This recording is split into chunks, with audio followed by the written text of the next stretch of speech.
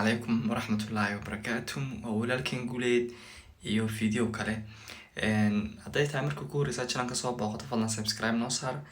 like meel fiican bina geysaa asxaabtaan share kareen wixii commentiya ama su'aala xagga dambe noogu reeb ama xagga hoose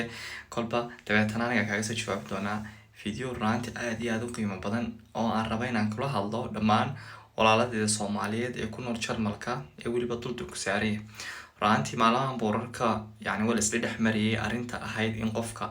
sharci hal sana la siin doono dadka dulka saarayay ugu dambeyn saad arkaysaan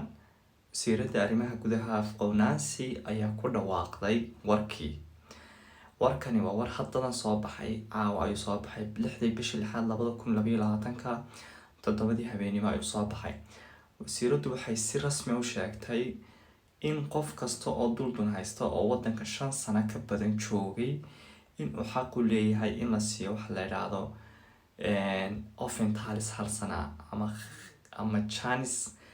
la siiyo hal sano oo sharci ku helo kaasoo ah tijaabo hadaba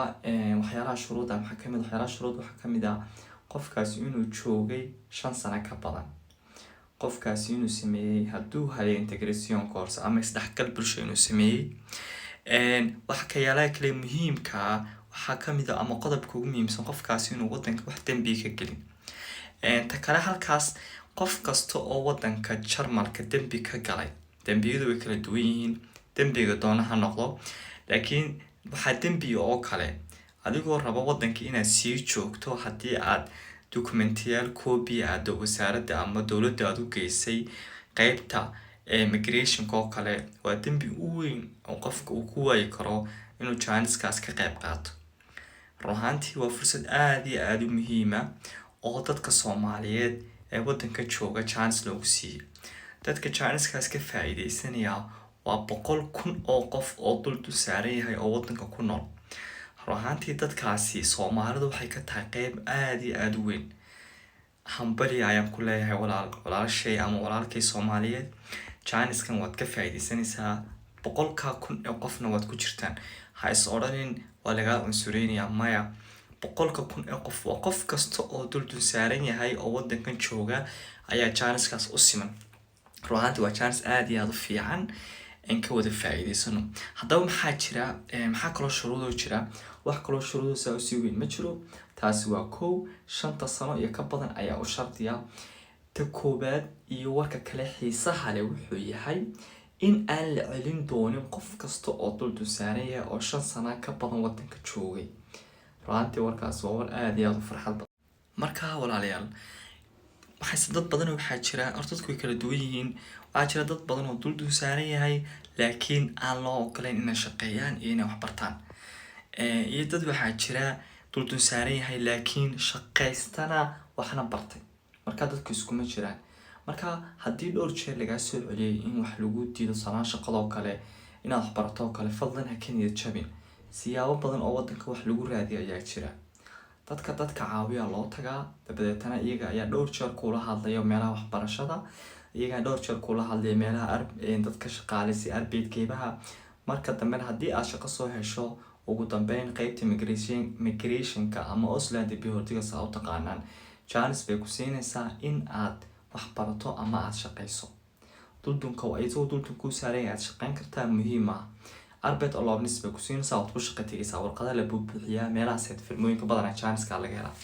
fadlan chance-kaas ka faa'iideysta fadhigana ka kaca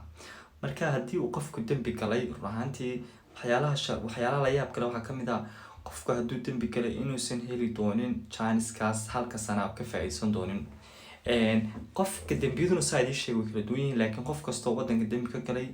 ay fududahayna in la tarxiili doono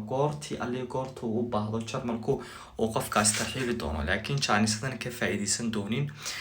ruuxantii Soomaaliya walaal dambiga wadankan aad ka gashaa nooc doona noqday ogow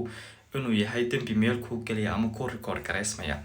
fadlan inta dambi iska ilaalin kartaan iska ilaaliya dadka wadankan ku nool 50,000 way ka badan yihiin dadkaasi oo u badan dad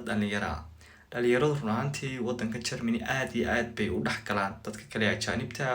marka dhalinyaro waxaa jirta ruuxantii suuqa ku jira dhalinyartaasi waxaan kula talnay inay ilaaliyaan dad badan waxaa jira bilaa sharci ah oo chance haysan fadlan saad chance ku raadin kartaba ku raadi, saad shaqo ku raadin kartaba ku raadi, laakiin muhiimaddu waxay tahay in 100,000 oo qof aad ku jirtaan oo aad sharciga halka sana heli doontaan. insha Allah waa idin soo ducaynayaa, idinkuna waxaad samaysaan dadaalkiina laba jibaara, weligiin ha ka niyad jabin inaad wax daydaydaan, shaqo iyo waxbarasho labadaba ha ka niyad jabin. intaad dayday kartay dayday, intaad qof la kaashan karta la kaasho. dad badan waxaa jira maasha Allah Ausbildung Abschluss haysta iyagoo dultan weliba saaran yahay. dad badan waxaa jira iskuulla dhigta iyagoo dultan saaran yahay. dad badan shaqooyin fast haysta iyagoo dultan saaran yahay. la soco dadku isku mid maaha. markaa fadlan waqtigiina ka faa'iidaysta, aad baan